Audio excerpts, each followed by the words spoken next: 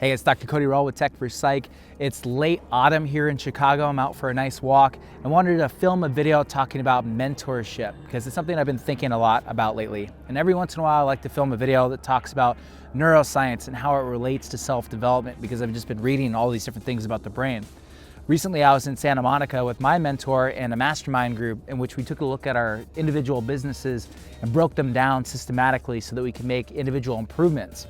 And it just has helped so much over the last couple of years that I've had a mentor that I wanted to look into the neuroscience of it and why it is actually so helpful. So one of the very first things that a mentor can do for you is reduce the fear that comes with self-development or building a business. When you find someone that has done something before you that's similar to what you want to do, you know it can be done. It's like breaking the 4-minute mile or something like that.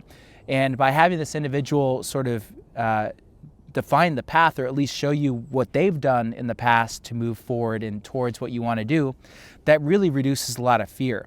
I think that there's a primal instinct in us from our early days and early development when we used to live in bands of 20 or so. And if you were going to make changes to yourself or change your behavior, you ran the risk of being ostracized from the group. And being ostracized from the group, especially back when we were in prehistoric times, could have meant that you were going to be exposed to real danger, that you could actually die in the wilderness without help of your tribe.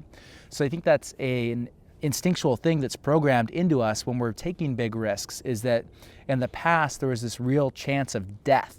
Now, nowadays there's enough of a safety net where we don't have to care about that as much.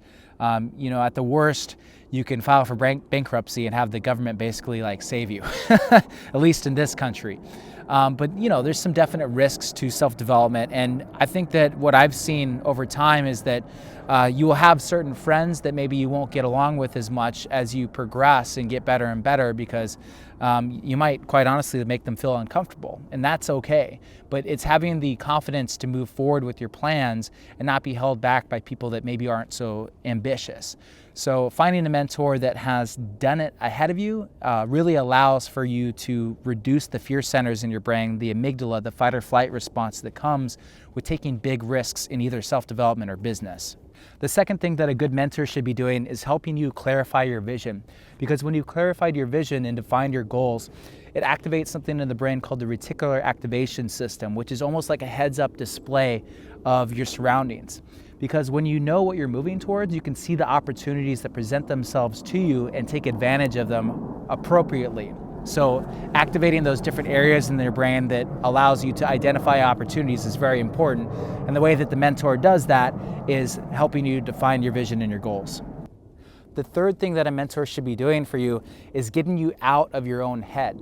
I've talked a lot about brain circuits in my last couple of videos, and there's one brain circuit in particular called the default mode network. And that brain network kicks in when you have self-referential thoughts, when you're thinking about yourself a lot and your current situation. You should be trying to get out of that. And I think that what people fall into the trap of is that after they've defined their goals and they're moving forward and they have their reticular activation system seeing all these different little opportunities, you can quickly and easily become overwhelmed, especially in the information age that we're experiencing right now. So the mentor should help you narrow down and define the most important opportunities, kind of set those aside and have a game plan for moving forward with them, which frees up brain CPU space. So you want to get out of that default mode network brain circuit and into different circuits like the task positive network, which are more about being in the moment, being free, being creative.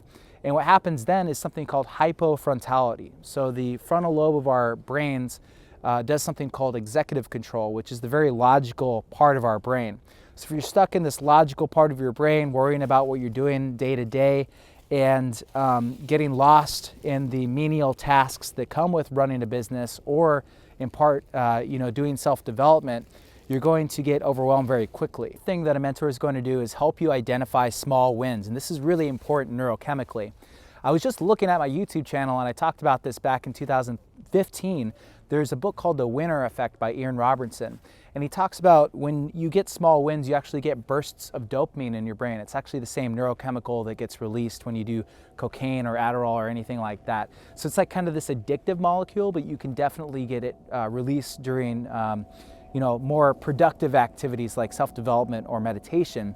And what dopamine does is give you confidence. So it allows you to feel like you have the energy and the chutzpah basically to take risks and move forward.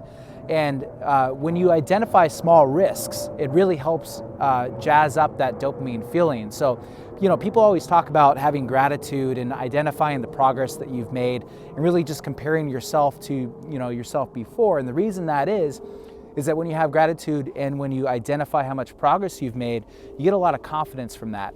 And I know when I speak with my mentor once a month, it's a really good opportunity to take a look at the previous month and realize how much progress that I've made each month.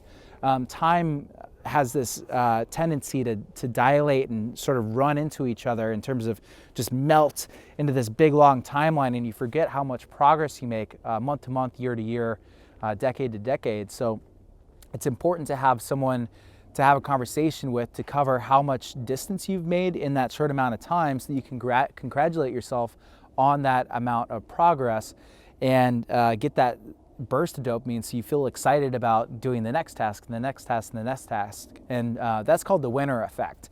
It's this idea that as you get small wins, you build momentum, you get more and more of these neurochemicals in your brain, and you get more and more confident to take bigger and bigger risks.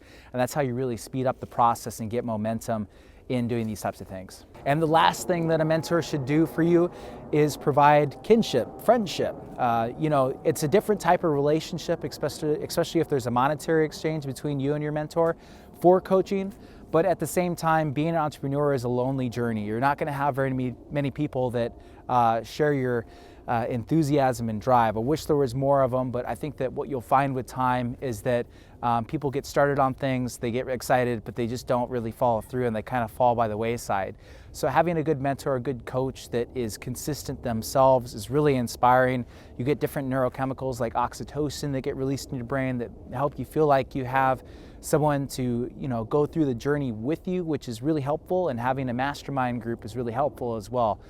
We are social creatures. We definitely need friends.